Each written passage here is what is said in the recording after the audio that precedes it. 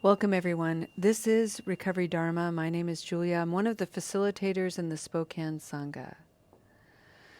As I said on Wednesdays, we have this wonderful opportunity to take a rather slow study of Buddhist masters. Roshi Joan Halifax is a Zen master. She is the abbess of Upaya Institute in Santa Fe, New Mexico. She is a student of Thich Nhat Hanh. She has been a practitioner of socially engaged Buddhism for decades.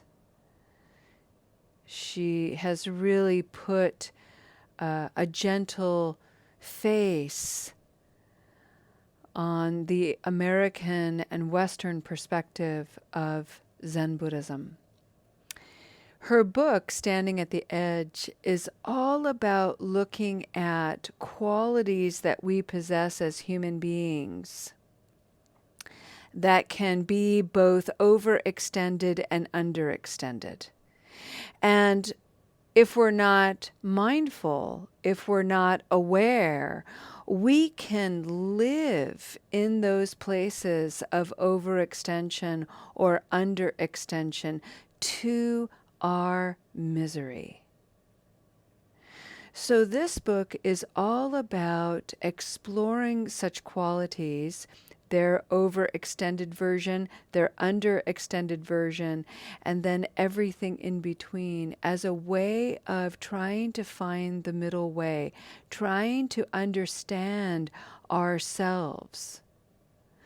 We've been paying particular attention to wholehearted engagement. When we overextend our engagement, what we've been practicing and exploring is burnout. When we are over involved, when we are over controlling, when we do not exercise healthy boundaries, when we overextend ourselves, even if what we're doing is something we enjoy, if we're not paying attention, we can remain in that overextension and the joy begins to cease. The suffering begins to arise. The indications are things like exhaustion, resentment, frustration, blame, maybe even habit energy to numb the pain, to avoid the misery. So this is an invitation not to negate or admonish ourselves for when we overextend or underextend, but to simply explore that as a way of understanding the condition that brings us in those states. When we understand the conditions, then we can remove ourselves from those places and come back into harmony and balance.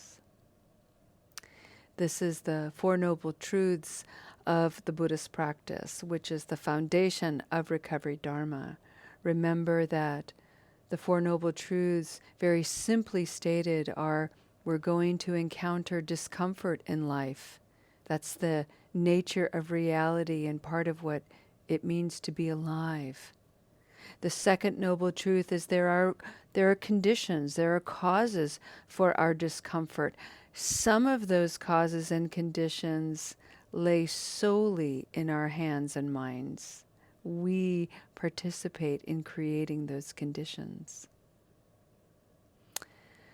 When we understand those conditions, when we understand our own motivations that create the conditions of discomfort, we also begin to understand the conditions that create ease and pleasantness.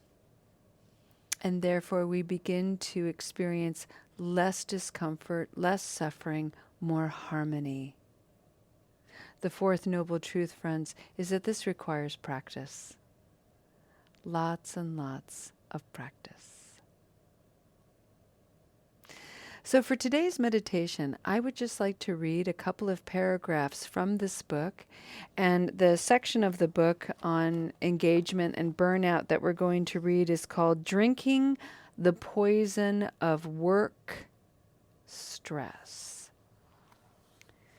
Drinking the poison of work stress.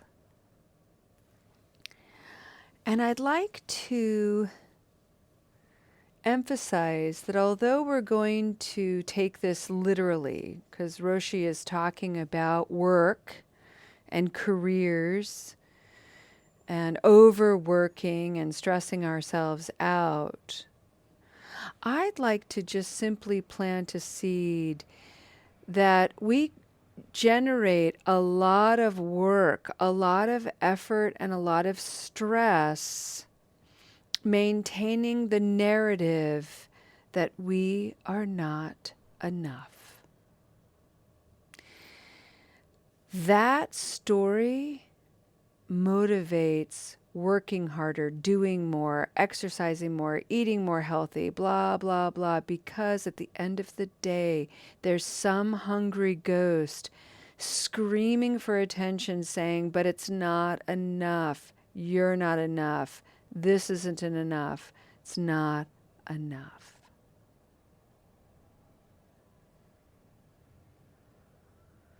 So let that just sit there. And know that you have the capacity and the resilience to be able to sit with that thought. You really do. I know it's uncomfortable, and yet you can do it. And when you doubt, or if you doubt, breathe and keep at it. You can do this. I'd like to invite you to honor your body in this practice. And if your body would like to lie down, please do. If your body would like to be in movement, please move. If you are online and your body wants to be in movement, I respectfully ask that you keep your camera off. If you'd like to sit in a noble posture, that's okay too. Just honor the body to receive these words. Roshi writes, a 2015 Gallup poll found that 48% of Americans feel they don't have enough time to do what they really want to do. This rate has held more or less steady for the past 15 years, and 90% of working mothers say they are rushed some or all of the time, according to a Pew Research Center survey that same year. For some of us, this internalized pressure to perform starts in college or even in high school. We seem to cherish what Hermann Hesse called aggressive haste. We take a heavy course load, pull all-nighters to write papers and study for exams. This pattern continues into our training years, such as medical residencies with their night shifts and double shifts. During our professional or service life, the hours typically get longer.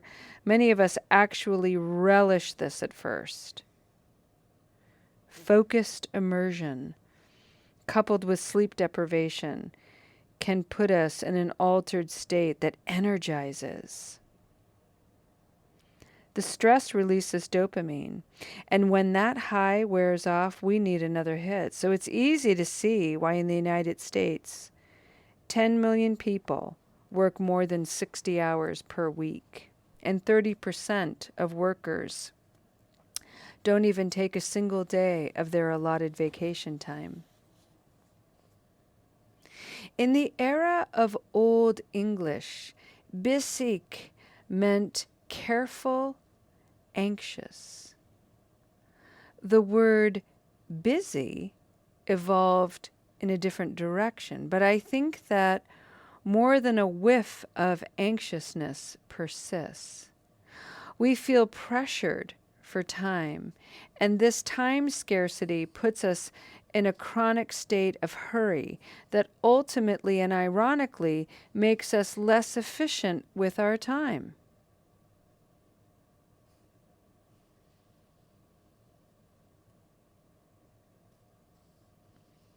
The human brain has a certain response to poverty. The perception that we have too little of something makes us obsess about it to the point where other abilities and skills suffer.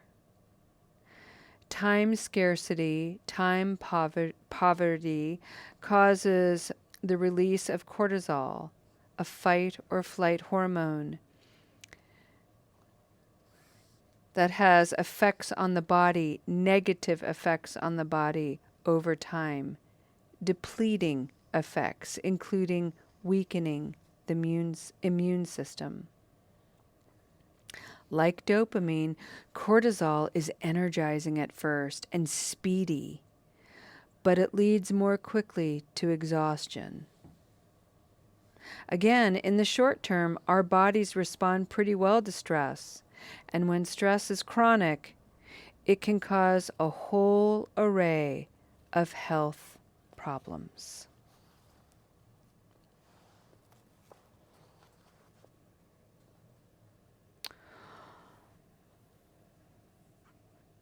Wholehearted engagement, friends, as a quality to cultivate, is to recognize when our actions are being governed by stress. And to simply create the conditions of space to become more aware, to get curious about, oh, what is causing me stress? What is this pressure I'm putting on myself? What is this poverty, this scarcity, this not enoughness driving the mind?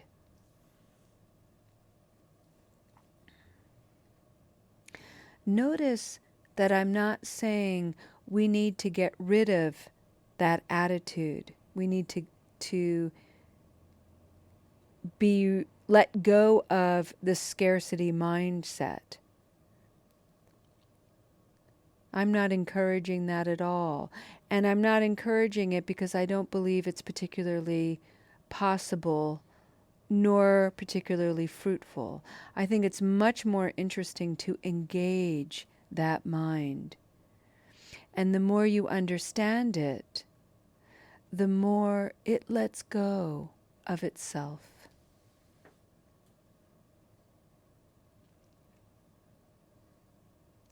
It is the resistance of its presence. It is the attempts to negate its presence that actually make it stronger.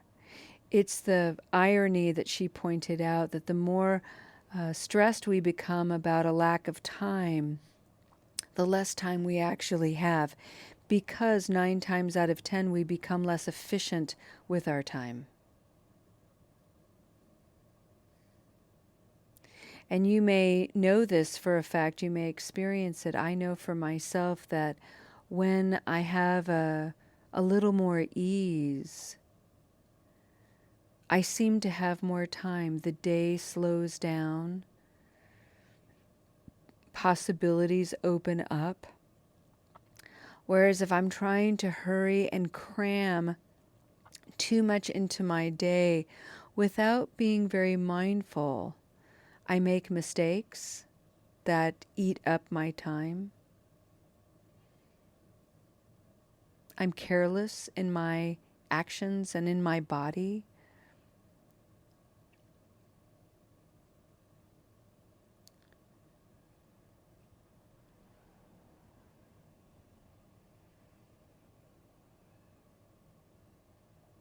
It seems counterintuitive that when we feel like we don't have enough time, the most effective way to attenuate, to reduce that tightness, that stress, is to actually slow down.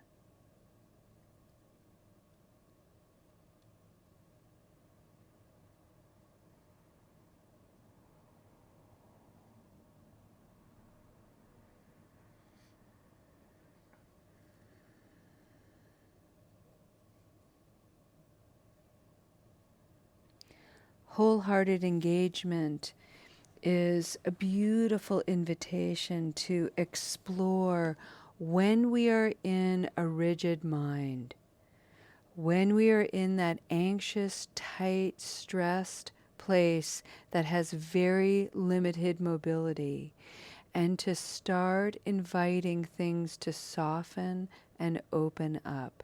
And this is not an easy thing to do because something in our psyche is always resisting. I know that when I'm really stressed, if somebody comes up to me and says, Julia, darling, calm down, I just want to scream. Don't tell me to calm down. I want to be stuck in my stress right now. I think that's a very human response. And then when I hear myself say that, it's like, oh, wow, look at that. That is crazy talk. You're right. I need to calm down. I need to slow down. I need to open the space around my mind, body, and heart to engage the foundation of this practice, the Four Noble Truths, and the Noble Eightfold Path. So easy, so simple, so always available, so easy to forget, so hard to do. So let's take a moment and practice and just breathe. Remembering, discomfort, unpleasantness, mistakes, regrets.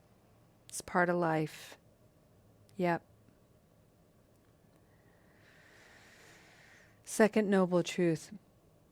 There are causes and conditions for all of that to arise, including my own karma, including things outside of my control, including the actions and decisions and choices I make. That's all real too. The third noble truth, when I take the time to look at those conditions, to get curious about them, to soften my approach and to understand them, wow, I feel better. I don't have as much attachment to the rigidity.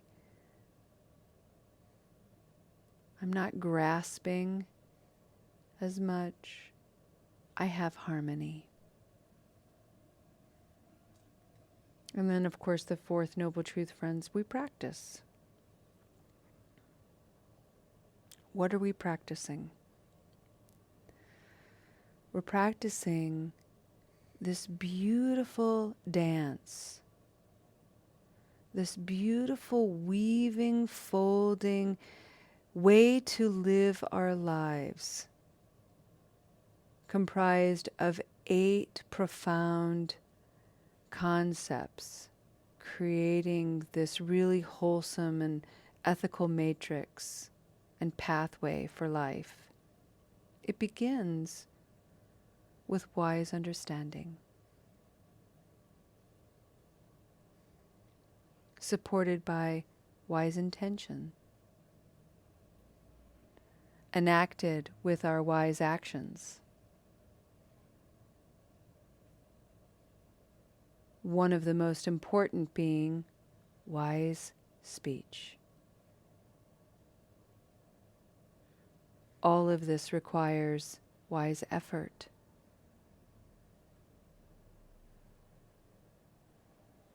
And a close examination of the effects it has in our lives so we can cultivate wise livelihood to support our practice.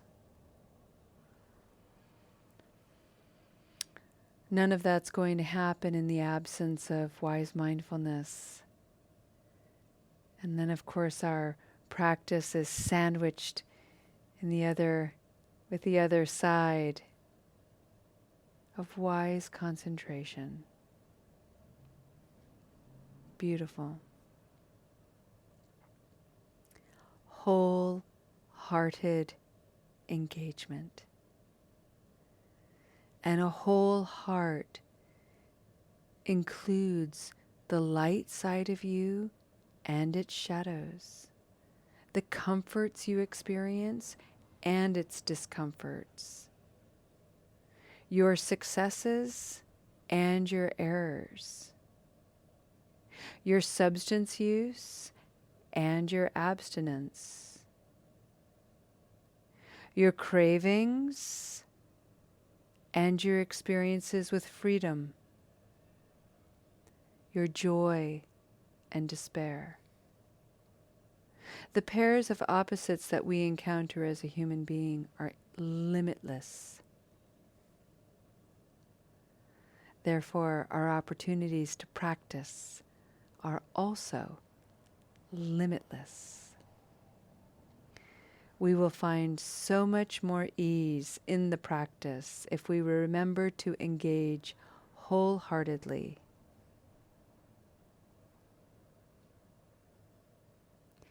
Including renouncing some of the stress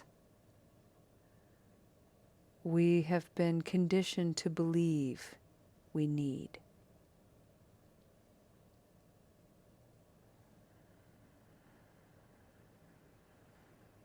Breathing in together, friends, this beautiful moment.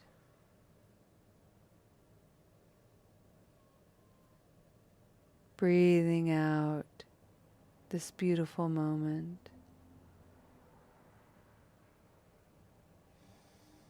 Breathing in.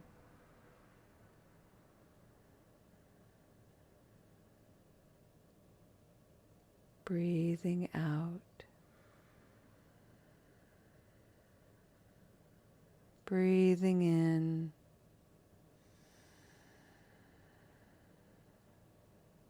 Breathing out.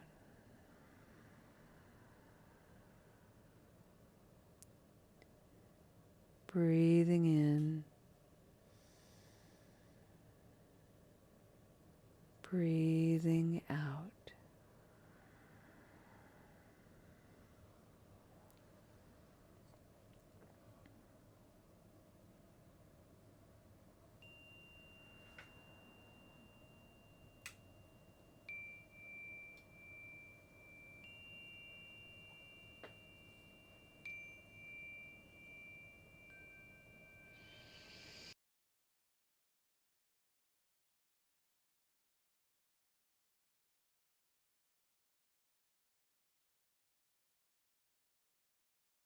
Alrighty, friends. Let's go ahead and end our beautiful practice today with a dedication of merit. For anyone who's new to the Buddhist tradition, one of the things that often ends a practice of the Dharma is a moment's pause to take stock that any benefit you have gained here today is wonderful to keep for yourself. May it heal you, may it transform you, may the wisdom you receive today continue to guide you toward your aspirations. The other piece of this dedication is recognizing that being a human being, having the karma to be in this life as a human being, to receive this wisdom is an amazing thing. And despite your stories about what a bad person you are, even how traumatic your life has been, you have made karmic choices that have led you to the goodness of this moment.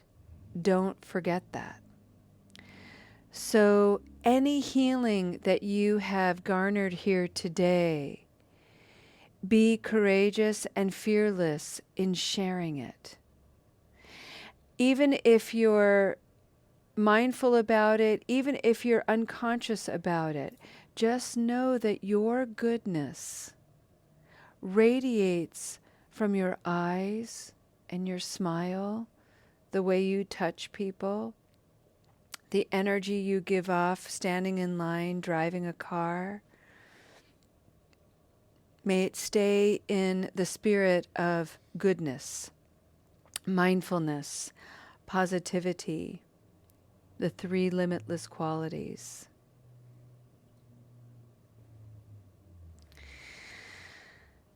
And we'll end with Shantideva's final lines of his wonderful dedication. For as long as suffering exists, for as long as beings exist, may I too remain to help dispel the misery of the world. And boy, do you ever. Thank you for your presence here today. Thank you for your beautiful practice. We'll see you next time. Namaste.